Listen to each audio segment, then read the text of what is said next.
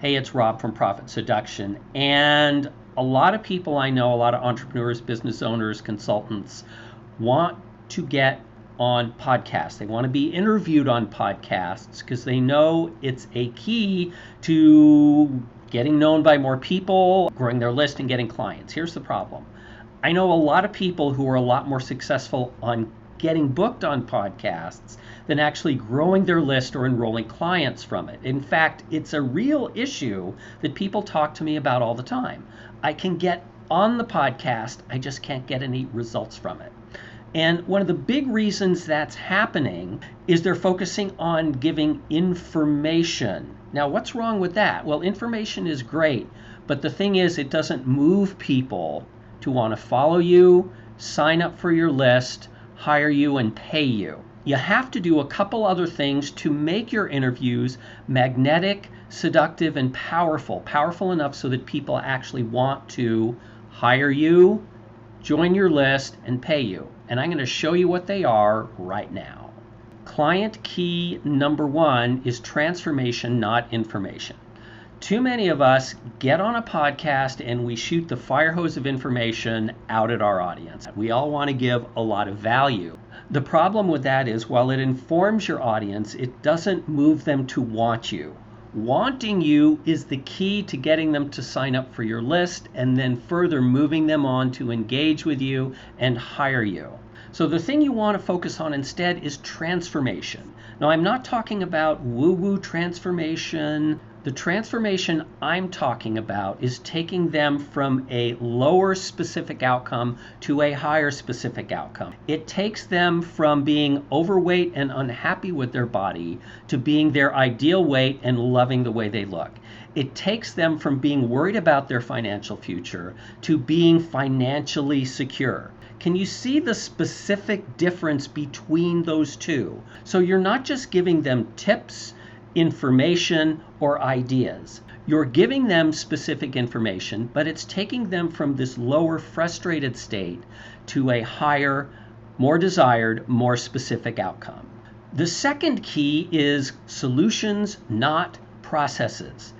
As coaches, we love processes. We dive into them. We explain them. And as we explain them, we see the eyes of the people we're talking to glaze over because they're losing us. Because when we're talking about a process, we're talking about how we see what we're doing rather than giving them what they want. So instead of a process, you want to focus on a solution, and a specific, tangible solution, not clarity or confidence or energy. All of those may be necessary to create your outcome, but all of those are intermediate steps. Clarity is great because it makes something else possible.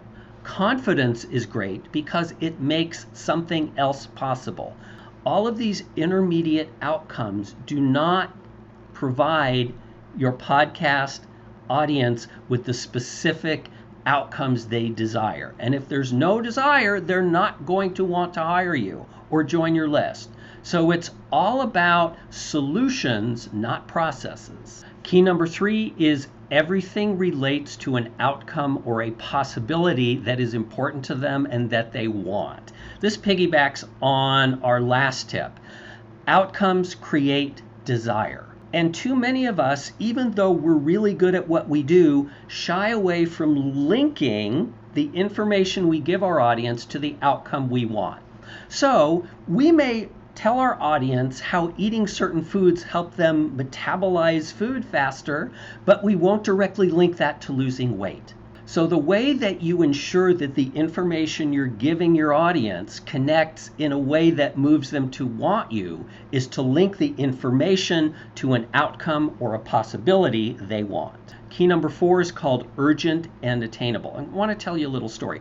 I've been running a lot lately. So when I run, for like a day afterwards, my feet really hurt. So I want to get insoles for my shoes.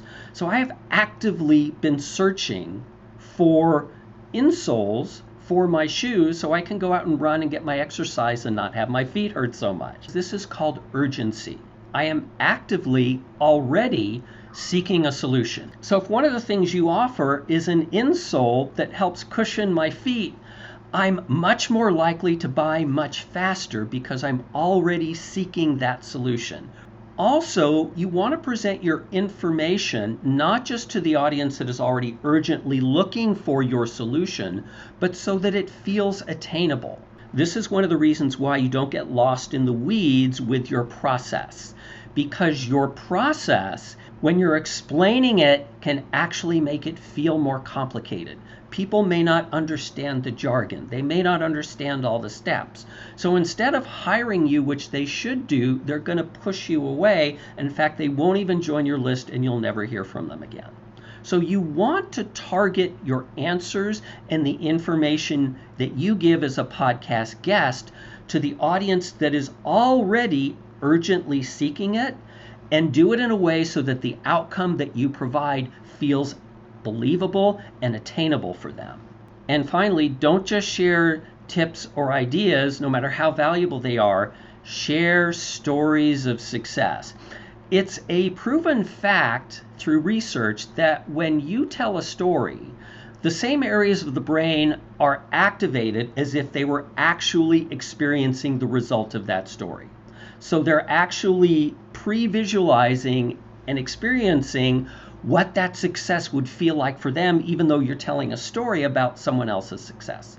So stories, narratives, case histories about people just like your audience who you've helped, or it could even be your own story. A lot of us as coaches, mentors, and consultants have experienced the power of what we do in our own lives or our own businesses, and have found it so transformative that we now share it with others. So bringing your audience along on a journey that makes them feel this is possible for them makes it more possible that they will join your list or even hire you after the podcast.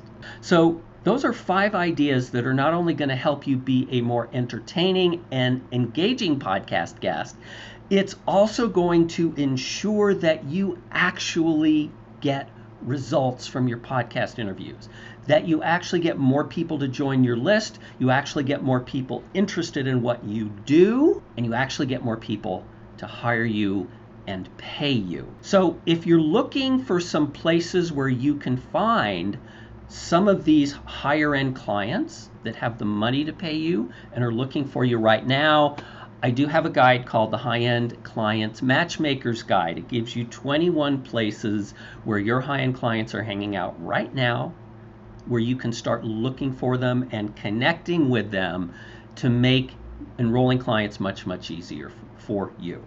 So if you're on YouTube, it's in the description right below the video. If you're watching this on my blog, it's right at the bottom of the blog post. Podcast interviews do not have to be an endless suck where you pour time and energy into it and get nothing out of it. Follow these 5 tips and watch your results soar.